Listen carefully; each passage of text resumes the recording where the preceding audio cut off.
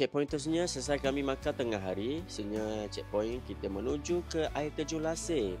Merupakan air terjun popular di Tasik Kenyir, terletak 16 km dari Pekalanggawi yang nak menuju ke sini. Dan kita dah parking boat, houseboat berdekatan dengan air terjun Lasir, dan kita akan naik boat kecil dan sampai ke air terjun Lasir.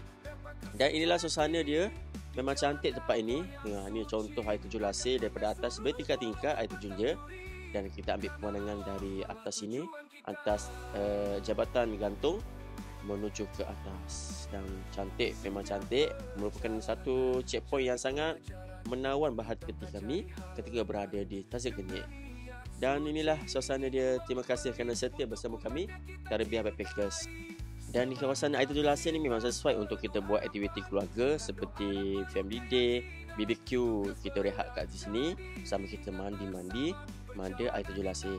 Dan di sini juga ada banana boat. Boleh lihat sendiri apa aktiviti yang kita boleh buat kalau kita parking dekat Lasir ni. Ada aktiviti jet ski, ada banana boat, ada dan macam lagi aktiviti terdapat di Tasik Kenyir ni. Dan inilah perjalanan kami apabila kami berada di air terjun Lasir dan kita buat keputusan kita pindah ke kawasan lain. Dan petang tu sebelum kita berpindah, jom kita bermain dengan budak-budak ni dengan aktiviti sukan air ataupun sukan untuk anak-anak.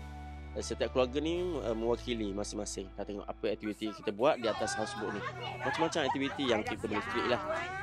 Dan inilah juri-juri sebelum siapa yang paling layak menang aktiviti pada petang tu.